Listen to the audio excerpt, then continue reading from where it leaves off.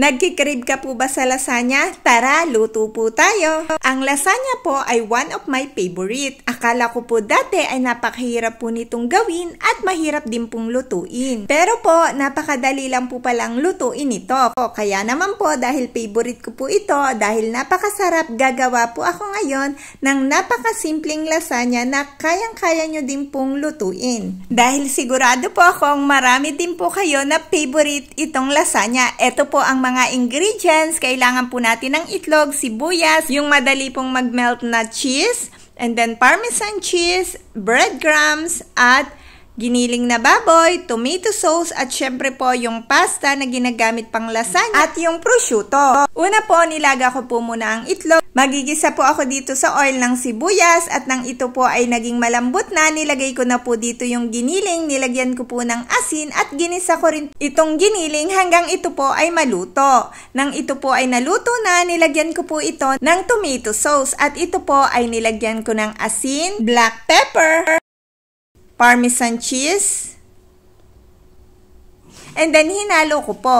Hinalo ko lang po ng hinalo hanggang mag-combine po ang mga ingredients. Pagkatapos po ay hinayaan ko lang itong maluto. Dito po ay luto na ito. Ito pong aluminum bowl na square ang aking gagamitin. Subukan ko lang po sa air fryer kung alin po dito ang kakasya. Dahil po kasya po siyang pareho, dalawa na po ang gagawin kong lasagna. So una po, nilagyan ko muna ng tomato sauce guys para hindi po dumikit. Para po kapag naluto ay madali mo po itong makukuha. Then sununod ko pong ilagay yung pasta na ginagamit pang lasagna. Kapag hindi po kakasya yung pasta na pang lasagna ay hatiin nyo lang po o putulin nyo lang po. Pagkatapos ko naman pong mailagay ang tomato sauce, sinunod ko naman pong ilagay itong melted cheese. Pagkatapos po nitong mga melted cheese guys, ay sinunod ko naman pong ilagay ang mga prosciutto.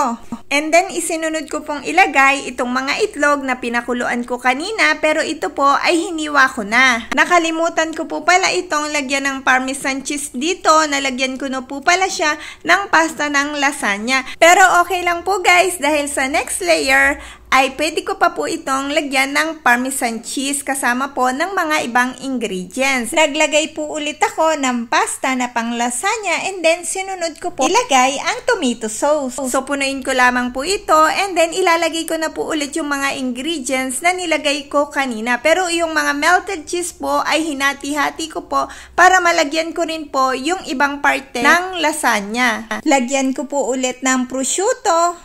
At this time po, medyo malaki po yung mga prosciutto na nilagay ko para lalo pong mas masarap. Then, sinunod ko pong ilagay dito yung mga itlog ulit na natira.